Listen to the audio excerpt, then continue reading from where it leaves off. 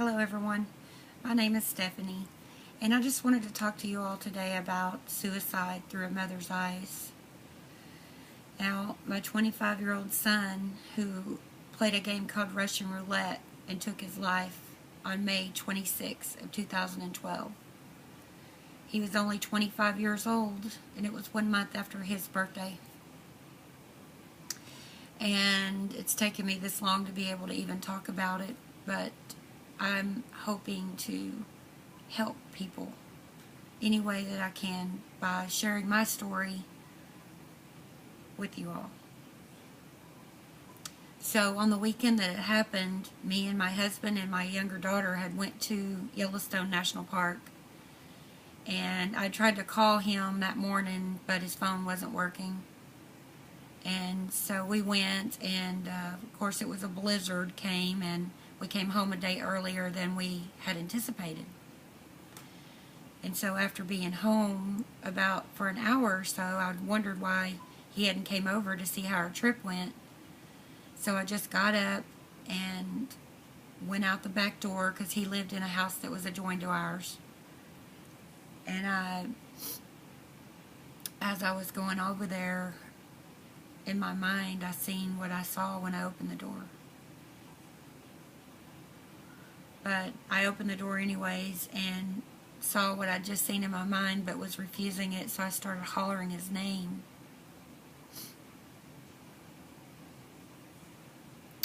And I walked over there and shook him. And I didn't see any blood. I seen the gun. I seen an alcohol bottle. But he was already stiff and he was gone. So I screamed for my husband. I went outside. I fell out in the yard, of course, in denial.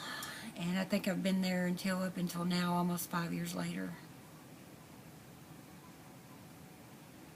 Part of me wants to believe that he didn't mean for that to happen, because he had tickets bought and brand new clothes bought, suitcase and everything, to plan a trip to Canada to see a girl that he had just met. But he had always in his younger days talked about suicide. That he just never really felt like he fit in. He was an only child. He was my life, and my life revolved around him. I probably sheltered him too much. He was my world. I had him at 16 years old. So I myself was a baby raising him. We grew up together. But of course, when he would tell me this, I would beg him and to let him know what that would do to me had that ever happened. And he had an alcohol problem.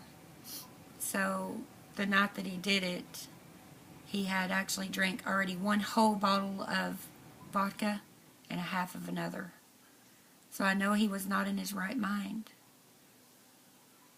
But the outcome of it is that it did happen. He took that chance with his life. And now we're left in the aftermath to deal with it.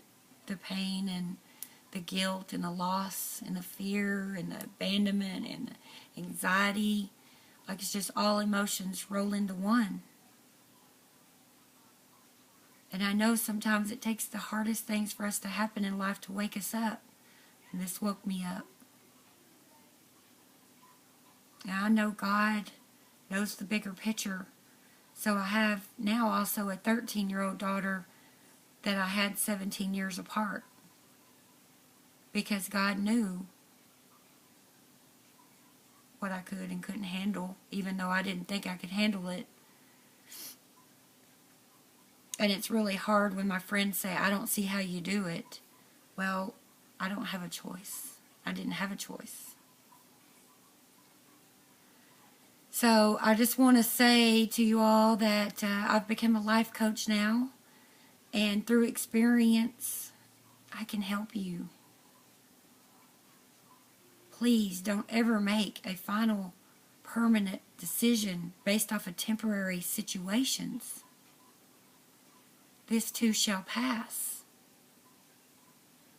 Now I also understand that deep, dark desperation of sadness.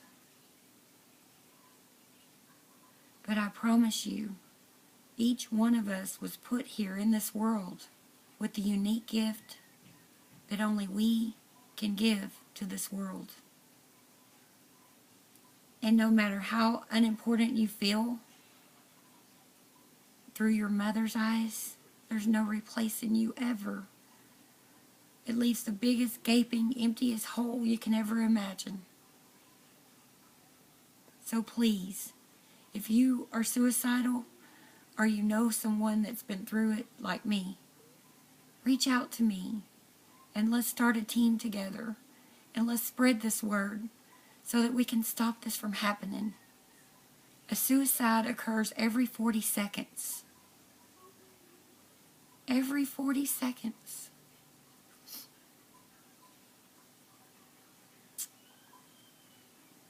Think about that. So please, reach out to me. That's what I'm left here on this earth to do. And that's exactly what I will do. Thank you all for watching. I love you.